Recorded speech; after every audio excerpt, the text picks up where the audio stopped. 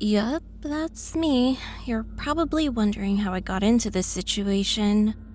All alone, sick, in a foreign country where I don't even speak the language fluently, and in the dark, the ghost caressing my face. My name is Amy, and I'm really careful about COVID now.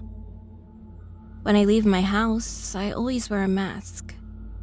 I socially distance myself, especially indoors, and always carry a bottle of hand sanitizer. I wasn't always this way. Last year, in the wake of the pandemic, I was much more irresponsible. I was also on an indefinite vacation in Mexico. Initially, I didn't get the vaccine, as I didn't believe in them. I also didn't have any grandparents or close relatives at risk. Lived alone and worked remotely. I basically went about my life as normal. Until one day, I caught it. At first, the symptoms were exactly like the ones reported on TV. Lack of smell, fever, headaches, and coughing. But after a few days, they became more severe. I started having trouble breathing, and my high fever wouldn't go away. To be safe, I decided to go to the hospital, sat in the waiting room for 3 hours, and to my absolute surprise, I was admitted.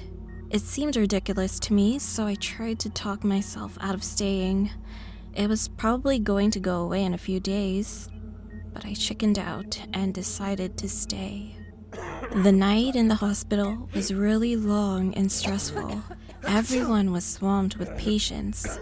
Although the door to my room was closed, I remember hearing the sounds of endless frantic footsteps coming and going behind them. Clearly, the hospital was running at full capacity, and only a nurse had seen me. The nervous shouting of the healthcare staff didn't stop for a second and kept me awake at night. Still, I got used to the noises, and despite the excessive chills, I was able to fall asleep. When I woke up and looked at the clock, I noticed that only about 2 hours had passed, but it felt like decades. My body was sweating and boiling hot. I couldn't taste or smell my food, which was horrifying in and of itself, and my head felt like it was about to explode. I had a horrible nightmare where I couldn't breathe, which quickly turned into sleep paralysis that caused me to wake up terrified. A few seconds after waking up, I remembered that I was still in the hospital, and at that very moment, I understood the reason for the nightmare. I was having a hard time breathing. I tried to move, to get out of bed, but I couldn't lift a finger. In a panic, I tried to call the doctor with the emergency button, but it didn't work. I also tried to make a sound and yell, but I was too weak. I felt like I was drowning more and more, and all I could do was listen to the doctors running around outside. From what little I understood, they were all very nervous about an accident. Or maybe it was just my feverish head making me think that the hospital was frantic. Everything that happened at that moment was very confusing. Just as I was desperately gasping for air, something in front of me calmed me down. A different nurse was now standing at the foot of my bed, watching me. I quickly sensed that something was wrong with the nurse, as she just stood at a distance, staring at me. As I surveyed the room with fear, she slowly approached me, and that's when I could tell the nurse wasn't touching the floor. She was floating. Terror gripped my whole body, and I tried to scream as loud as I could, but not even the smallest murmur came out of my body. The strange being had on a nurse's dress, but it was very old-fashioned, and it was faded and dirty. This nurse seemed to think she was walking. She even made the movements with her feet, but her toes never touched the floor, and her body trembled as she hovered towards me.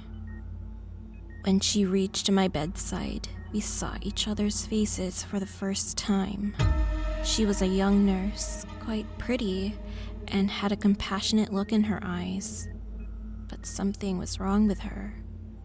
When I saw her, my first impulse was to cry, but not from fear or whatever fate this being had planned for me, but to cry because of the sadness reflected in her eyes, full of melancholic sorrow.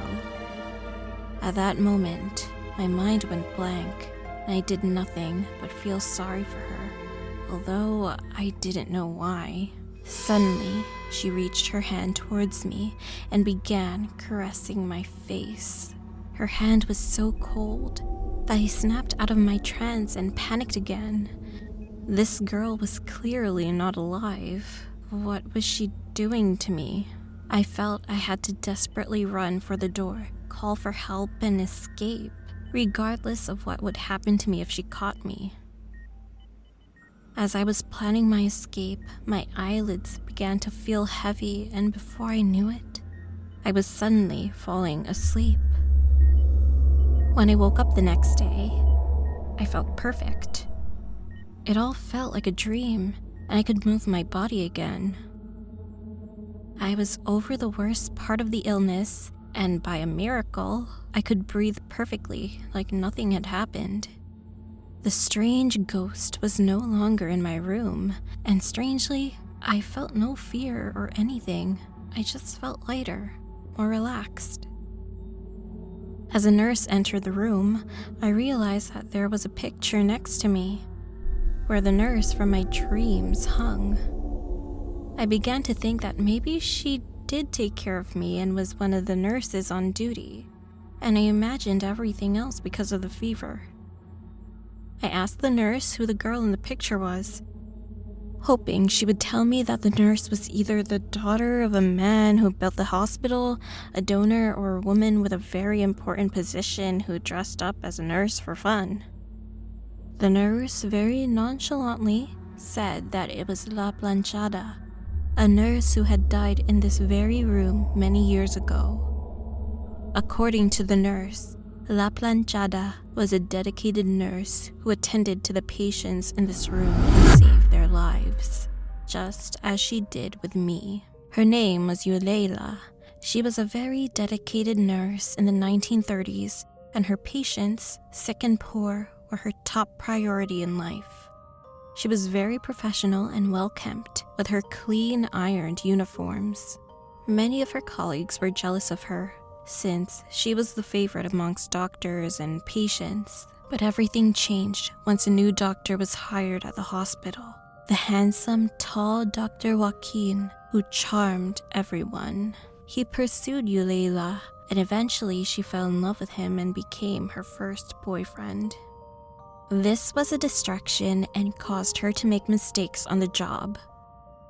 The doctor didn't love her back the same way. In fact, he ended up breaking her heart. Despite proposing to her, he would flirt with other nurses behind her back.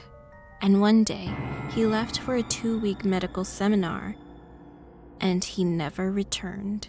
After months of waiting for her lover's return, Yuleila uncovered the truth.